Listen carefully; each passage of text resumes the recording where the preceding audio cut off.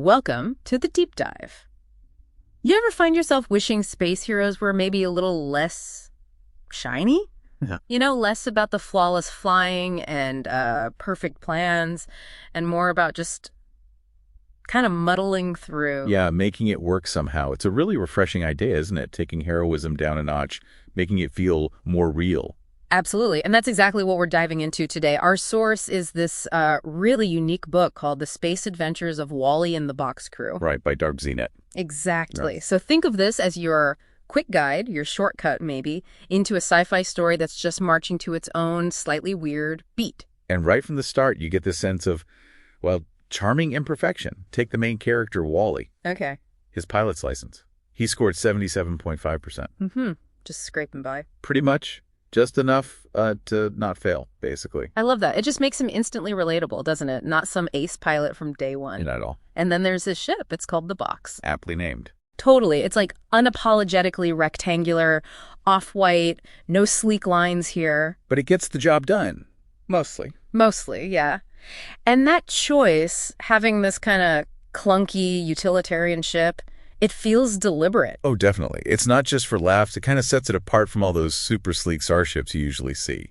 Makes their struggles feel more, well, grounded. Right. So any wins they have, even small ones, feel like they really earned them. Exactly. Now, Wally's not flying solo. He's got this crew. Real misfits. You've got Bill. He's the doctor. Okay, the doctor. That's useful. Very. But his passion for food is maybe just as strong as his medical knowledge. You can almost picture him like mid-surgery thinking about lunch. Or giving advice with crumbs on his shirt. Okay, I get Bill. Who else? Then there's PYT-3, the cyborg. Ah, the logic unit. Pretty much. Cold, hard logic, which is great sometimes, a real asset. Yeah. But other times, it leads to some serious, existential dread for everyone else. So you've got the foodie doctor and the logic bot. That sounds like a recipe for interesting conversations. Definitely. A lot of the humor comes from that clash, Yeah. Bill's very human, very physical needs versus PYT-3's completely detached view. Right. And it's often their flaws, their contrasting weirdness that actually pushes the story forward, not necessarily their strengths. Okay, so we've got this slightly below average pilot, a clunky ship, a food-obsessed doctor, and a logic-driven cyborg. What's their big first mission? Saving the galaxy. Not quite. Their top secret delivery is, wait for it, Yeah. a box of mozzarella cheese. Mozzarella, seriously, like for pizza. That's the cargo. Top secret. Okay, that's unexpected. Sets a certain tone, I guess. Mundane, but with high stakes. Precisely. And it's amazing how fast this, super simple delivery goes completely off the rails. It pulls them into way bigger stuff. The cheese is just the beginning. Oh, yeah. The absurdity ramps up quickly. They tangle with this D-class space pirate. E-class, not exactly top tier. Not top tier. Very fragile ego. Yeah. And, weirdly, he really hates dairy. Hates dairy. Okay, this is getting good. What happens? Well, things get messy. There's a chase. Pretty high-speed escape they have to make. Right, cue the daring maneuvers. You'd think. But no, the solution isn't some fancy flying trick. It's an impromptu Google search. They Google their way out of a space chase. Basically, yeah. Which is kind of brilliant, isn't it? It subverts that whole sci-fi trope. Resourcefulness, using the tools you have, even if it's just, search engine tech. That's actually way more relatable than pulling off some impossible barrel roll. Yeah. Okay, so cheese, dairy-hating pirates, Google escapes. Where does it go from there? Does it stay light? Well, it keeps the humor, but it takes a darker turn.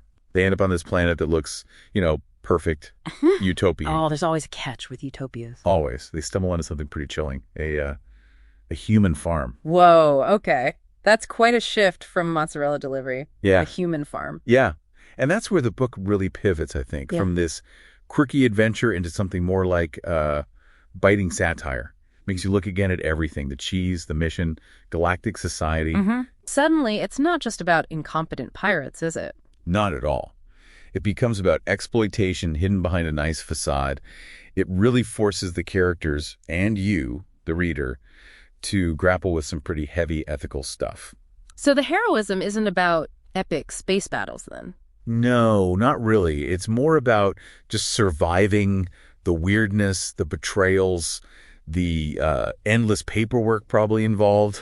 Yeah, the bureaucracy of space. And navigating these really strange power dynamics.